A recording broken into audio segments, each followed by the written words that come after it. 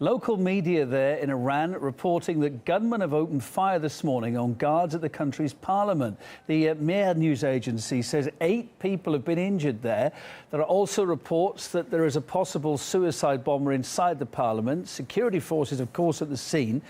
Elsewhere in the capital as well, it looks like there are 2 separate events going on here. We don't know if they're tied in or not. Maybe. Another shooting we're hearing in another part of Tehran, and a suicide bombing reportedly at the mausoleum of Ayatollah Khomeini.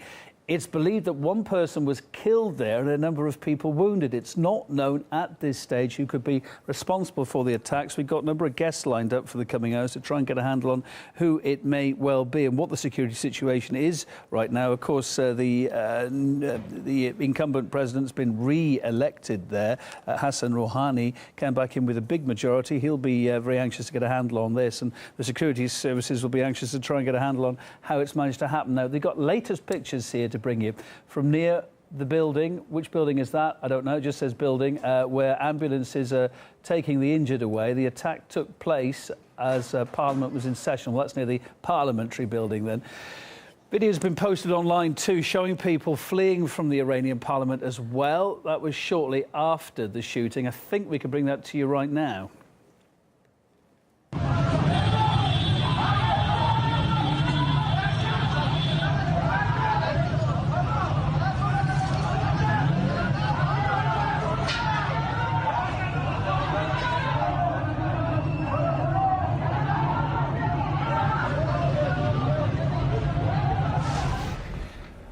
A lot of panic there this morning. Let's talk to Syed Mustafa Koschem from the Fars news agency. Thanks for your time today. Well, first off, what more do we know? This has unfolded in the last few hours. We've just shown our viewers those pictures there of a lot of panic in certainly one of those areas, we think, by the parliament. But it seems to be happening in 2 places in Tehran. Take us through what you know on the ground there in Tehran. Well, as a matter of fact, 4 assailants attacked the Iranian parliament. They forced their way into the parliament. 2 had Kalashnikov rifles, at least we know. 1 had a handgun. They started shooting at people over there. 7 civilians were, wounded. They were there to meet their deputies. And also, there were some gunfire in there. One of the pictures that you showed pertained to a scene where one of those assailants was hunted down and killed, actually, the same picture that you just showed. And it's outside the building of the parliament, just a few hundred yards away, and he was pursued and he was chased and hunted down.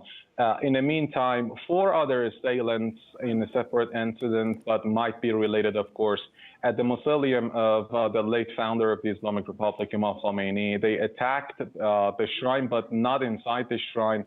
2 men and 2 women we know. One of the females committed a suicide attack outside the shrine and detonated herself.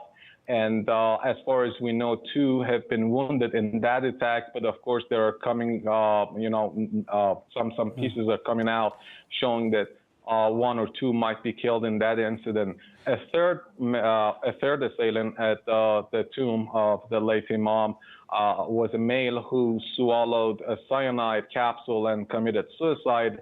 And 1 other was killed in clashes with IRGC and law enforcement officers. And the 4th one was a female who was captured alive, actually, by the law enforcement police.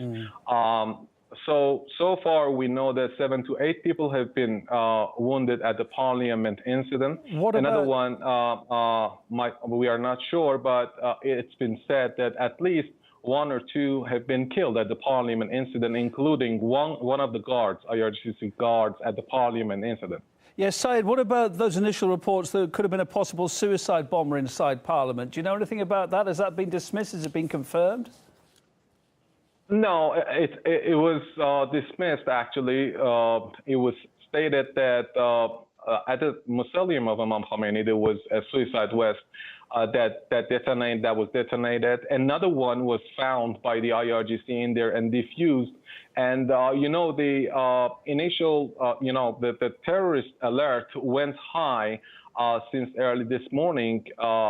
We somehow, in the last few months, actually in the last 6 or 7 months, we expected that some terrorist attacks like this might happen as a result of the collusion between the MKO, the Mujahideen Khalq organization stationed at the U.S., with Saudi Prince bin Salman, who threatened to conduct terrorist attacks in Tehran very directly.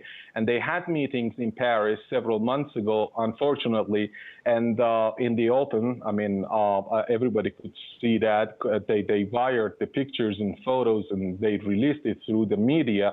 And in there, they declared the start of joint operations against Iran. Ever since then, the Saudi officials have never been shy to announce that they have sent different groups around Iran to southeastern Iran, Sistan and Baluchistan. There have been multiple attacks in there by the terrorist group of Jundullah, the Army of Allah, as they call themselves. Also, a group of MKO terrorists have been stationed in Iraq's Erbil, the Kurdistan region. They are cooperating with some ISIL members, and the reports coming from Iraqi Kurdistan said that they are orchestrated and they are led and conducted by the consulate of Saudi Arabia in there. And unfortunately, the Saudis, especially and specifically Prince Salman, he himself threatened Iran in the last few months. I'm taking everything you're saying there, Syed. Of course, nevertheless, it's very early days here. Until an investigation is carried out, we don't actually know, unless you know better than us, who is behind this until it's actually proved. And what are the police and authorities saying there? The police authorities have declared a state of emergency, but of course, the Iranian intelligence ministry has issued a statement demanding people to provide them with any kind of detail that they have, or any videos, photos, or any kind of information or suspicious move through, in the city. Also, the Interior Ministry has issued a statement saying that investigations are underway and everything is under control. But of course, they are demanding people to, keep calm and to do their everyday life. The nature of these attacks shows that they have failed. I mean, the terrorists apparently have failed to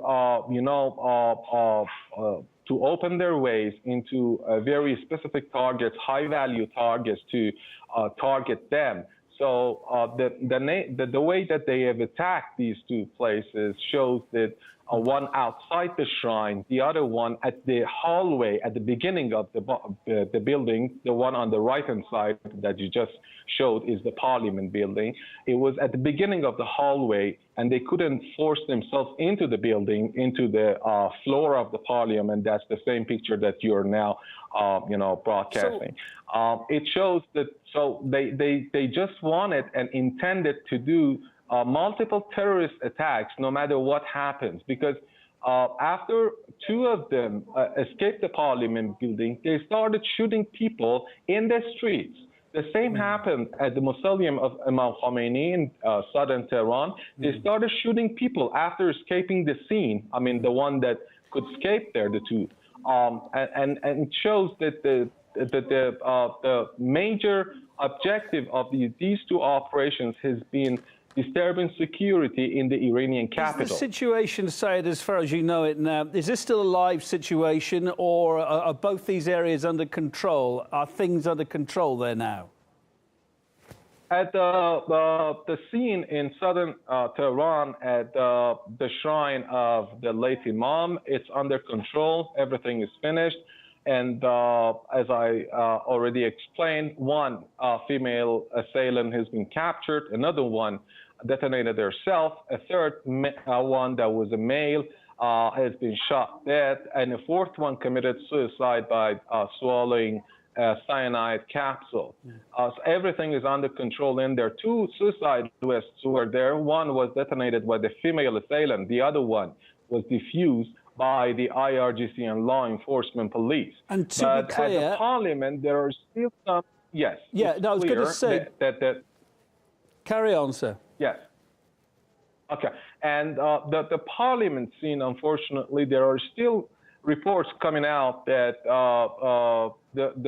there are still two assailants in the office of one of the deputies of the parliament.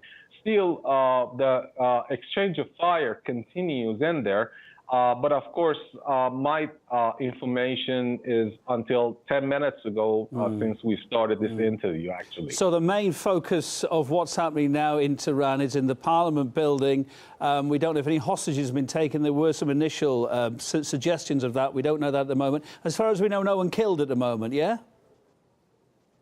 At the Parliament, one of the members of the Iranian Parliament's presiding board said that one guard is succumbed to his injuries and has been martyred, actually, in there. At the mausoleum of Imam Khomeini, I just told you that at least two assailants, one detonated herself, the other one was, he committed suicide by taking a cyanide capsule. Has there been any comment from Iranian President Hassan Rouhani, of course, just recently re-elected? Big majority over the second closest to him, Ibrahim Raisi. There were, 15 million, just about 10 million extra votes for him. So he got in well past the post. What's he had to say about it this morning? Has there been any comment officially?